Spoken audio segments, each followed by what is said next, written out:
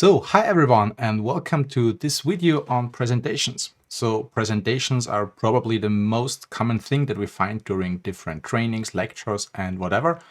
And so this is the first part where we take a look on how to make it in a remote scenario. So, if we consider presentations on basis of what we've learned in the first video, then basically the presentation is used to communicate some content, some message between a sender, that's typically you, the trainer or the teacher, and some receiver, which is the audience, a student or whatever.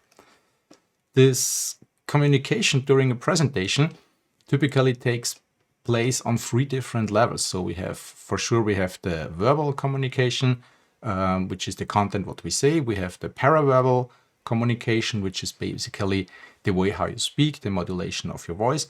And also we have the nonverbal communication, like body language, mimics and stuff like that. So, and all these aspects are pretty relevant. So what do we see very often in presentations in remote settings? So the basic setup that we see very often is the simple concept, I call it voice over PowerPoint. So all these fancy tools that we have for remote collaboration like Zoom, MS Teams, Skype, you name it. All these tools make it very easy to simply share a PowerPoint and transmit your voice. So the benefit of this approach is that it's pretty easy achievable, not a big deal. The drawback of this voice over PowerPoint scenario, however, is that you lose all the nonverbal communication. So the audience doesn't see your mimics, you don't see the audience very well. So you're losing a lot of what goes between the lines. And the second thing that's also pretty difficult is typically in trainings or in teaching, you don't only want to share one PowerPoint screen, rather you switch between, maybe you show some MATLAB, some source code, some data, whatever. Yeah?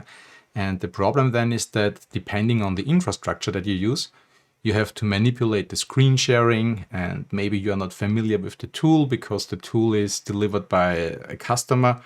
So it takes a little bit out of the feeling. So this voice over PowerPoint solution, I think, is not the best possible way. You're losing many things of the interhuman communication that normally during a training or a lecture we would love to have. Another concept that I sometimes see is if you have a very engaged trainer or something like that, then you come to a concept where people really, they make a film of standing in front of a flipchart and making drawings and stuff like that. So this is a pretty nice approach because it keeps all the body language, you see the whole body. It is a kind of change of a medium. So people don't see a PowerPoint or a presentation, rather they see a paper where something develops. So this is always a good idea, basically. And if you like working on a flipchart like I do, then you probably also appreciate that you can develop your flipcharts in cooperation with the audience. So this means the audience gives some input and you can take it and you can integrate it in the flipchart. So this is a pretty nice concept. But of course, this comes for a price. So if you want to make a video with yourself standing in front of a flipchart and drawing, then you probably need some kind of studio equipment. So you need a good camera, you need to have the flipchart, you need to have the good lighting, the microphone and stuff like that. And there is a lot of effort in it. That's one of the drawbacks, the effort. The second drawback, of course, is that when you stand in a studio setup or something like that, then probably the computer screen is a little bit away from you. So you don't see the camera pictures of all the other people's and you don't get the feedback that you would like to have.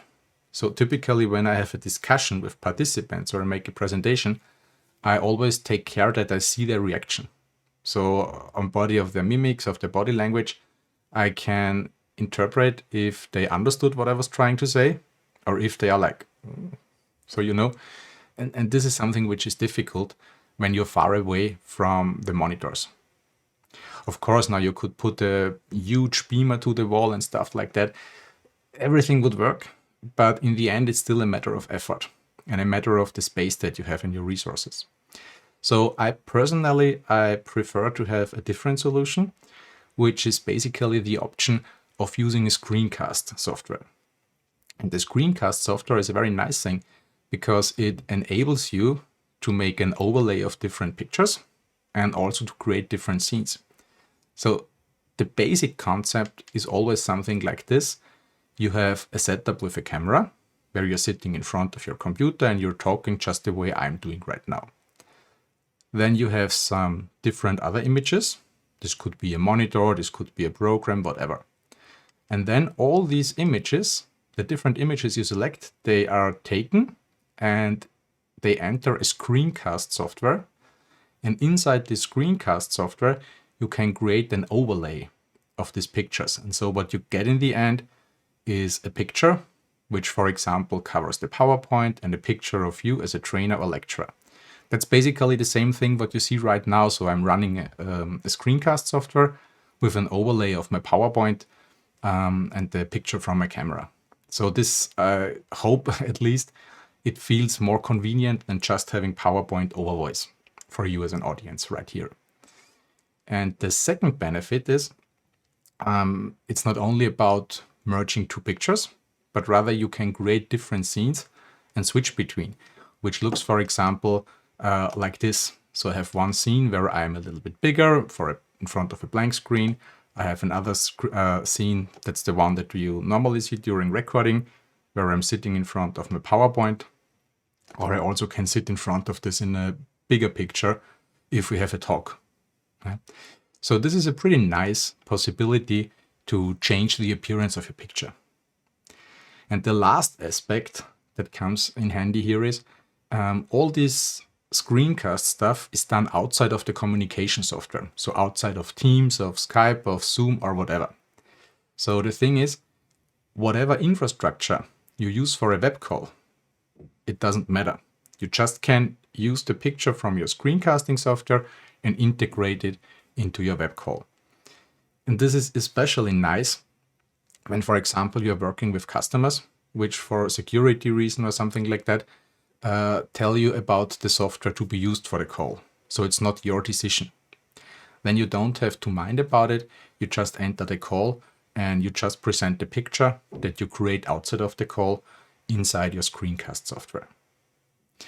And the favorite tools here, when it comes to the question of tooling, or let's say the most common tools here in such a screencast environment, typically are the Open Broadcast Studio, which is something that I'm using right now. And this is very nice because it's an open source tool, so you don't have to pay for it. It's pretty stable. You find plenty of tutorials and you simply can download it from obsproject.com. And Technical Alternative, which I also use, and basically I don't have a favorite. I like both of them. So the second one is the XSplit Broadcaster, which is a commercial tool, so you have to pay a little bit for it. It's not too much. I think at the moment it's around $200 or something like that. And it pretty much does the same job. So, but there are some other tools available as well. So if you browse the web, you will find plenty of tools. And typically they vary in terms of functionality and price. So whatever is your favorite tool, you can work with it. For the practical session right after this, where we will learn how to use such a tool, I'm referring to OBS Open Broadcast Studio, because this is easily accessible and yeah, I think it's nice to use it. So let's give it a try and take a look how to download and install it and how to get started with it in the next video. See you there.